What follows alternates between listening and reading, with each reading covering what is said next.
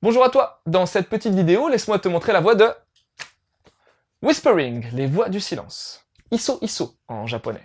C'est l'onomatopée du chuchotement. Non mais tu me demandes si tu veux savoir un truc en japonais. Je pourrais chercher la traduction sur le net pour toi.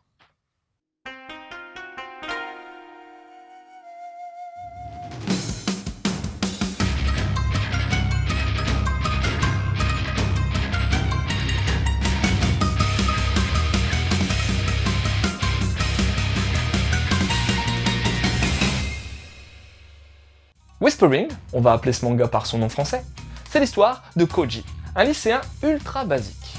Il traîne avec ses potes du lycée, il taquine Kanae, une nana sur laquelle il semble avoir des vues, et il vit de manière plutôt relaxe.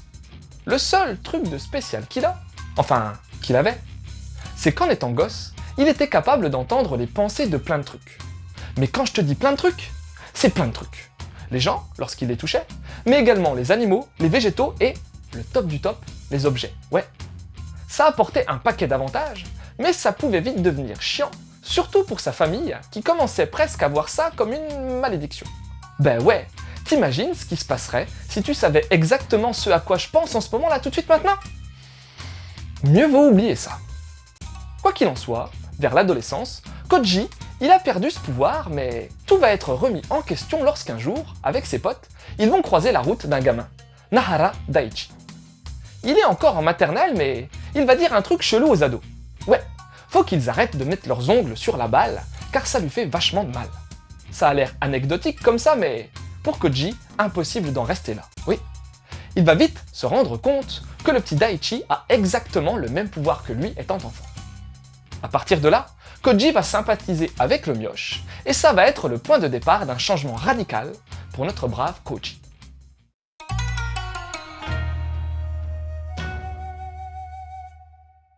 Techniquement, on est sur quelque chose d'assez doux et d'épuré, typé Josei, mais j'y reviendrai par la suite. Le trait est pas déplaisant, même si je lui trouve un manque profond de personnalité. Les expressions faciales sont bien lisibles, et malgré sa certaine basicité, le dessin offre au manga une ambiance plutôt zen et poétique assez bienvenue. Pour les décors, tu verras pas grand chose car, hormis quelques plans avec la végétation, on est dans un manga qui contient un paquet de trames et beaucoup de gros plans. En découle une réale assez évanescente. Trop évanescente pour moi, je dois dire. Ouais, je m'y suis carrément perdu. Bon, déjà, ce titre manque de décor, donc pas évident de se repérer dans l'espace. Ensuite, t'as pas toujours les appendices des phylactères. Traduction pour le profane, on voit pas souvent les petits aiguilles des bulles qui te permettent de savoir qui parle. Et si en plus de ça on ajoute que tout parle, objets, animaux, végétaux, persos, et que chacun dit des choses en externe, que tout le monde peut entendre, mais également en interne, ça peut donner par moments un sacré beau bordel. Alors oui, ça contribue à l'aspect poétique du manga, mais j'ai pas kiffé plus que ça. La réal est donc jolie, avec pas mal de fioritures, comme des chevauchements, des diagonales, des cases sans contour, mais je te rappelle que le but premier d'une mise en case est de permettre au lecteur de suivre l'histoire dans de bonnes conditions. Et là, j'ai pas été convaincu. Pour l'édition, Whispering sort chez Akata, et le manga colle plutôt bien avec les mangas pour filles de l'éditeur. La jaquette respecte bien celle japonaise, à ceci près que je suis pas fan de la typo du titre.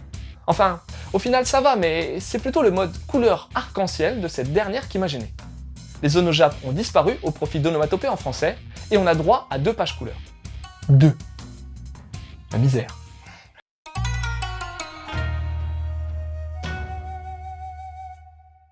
Allez, gros plan sur Madame ou Mademoiselle Fujitani Yoko. Cette mangaka débute Hiso Hiso en 2010. La série se continuera sur 6 volumes. Mais c'est pas son premier coup d'essai, puisque la dame est à la création de manga depuis 2005. Soit au dessin, soit dessin plus scénar. Pour te la faire courte, elle est spécialisée dans le shonen ai, voire le yaoi, et elle a débuté dans le doujinshi, notamment sur Naruto et Tennis no Oji-sama. Ah, un truc marrant, sa sœur est également mangaka. Pour revenir à Whispering, la prépublication a débuté dans un mag shoujo, mais le manga a ensuite basculé vers du josei, montrant la maturité dont peut bénéficier ce titre, souhaitant s'affranchir des étiquettes éditoriales. Bon, je vais pas te mentir, j'ai pas trouvé ce manga transcendant. Mais je l'ai pas trouvé nul non plus, attention. Le postulat de base est assez basique en soi si on prend les différents éléments. Un groupe de lycéens qui vit tranquillement, un super pouvoir permettant de connaître ce que les gens pensent, une rencontre avec un petit gamin qui va changer le cours du destin d'un héros. Je pense que tout ça, t'as déjà dû le lire dans pas mal d'autres mangas, pas vrai? Maintenant, l'originalité de Hiso Hiso vient principalement de l'utilisation de ce pouvoir. En effet, Koji a eu pas mal de déboires durant son enfance à cause de sa capacité particulière. En résultent de nombreuses cicatrices qui l'ont, petit à petit, obligé à se construire une espèce de carapace communicationnelle. C'est là que Daichi entre en scène et va modifier inconsciemment le mode de fonctionnement de Koji. Tiens, en parlant de Daichi, j'ai plutôt apprécié sa famille et le rôle qu'elle peut jouer. Sa mère est carrément ravie de rencontrer quelqu'un ayant eu le même pouvoir que son fils, tandis que son père voit d'un mauvais œil cet ado tourner autour de son fils, mais aussi de sa femme. Le syndrome cougar lionceau est partout, je te le dis moi. Koji sent bien la différence avec sa famille qui semblait clairement vouloir que ce dernier perde son pouvoir. Par la suite, il va arriver quelque chose à Koji chamboulant un peu son quotidien et bien entendu son relationnel avec ses amis. Je t'en dirai pas plus de peur de te spoiler, mais le questionnement de la communication et de l'honnêteté sera au cœur de la narration. Ces deux notions impactant grandement sur la relativité du bonheur que semble vivre Koji. Est-il vraiment heureux ou bien...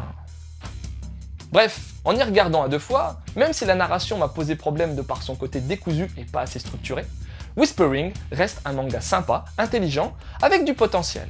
Mais il faudra voir les volumes suivants pour valider ou non les possibles points forts de cette série. Et en guise de conseil, je le sors fréquemment, mais il y a beaucoup no Chikyu wo Mamote, Please Save My Earth. Il s'agit d'un excellent shoujo où l'on te présentera des Sélénites réincarnées sur Terre, et l'une d'entre elles, Mokuren, a le pouvoir de comprendre la nature environnante. T'as aussi Une vie aux zoo, un titre précédemment chroniqué par mes soins dans Mangado. Là aussi, une nana a le pouvoir de parler aux animaux, et ceci lui donnera un gros avantage dans son job au zoo.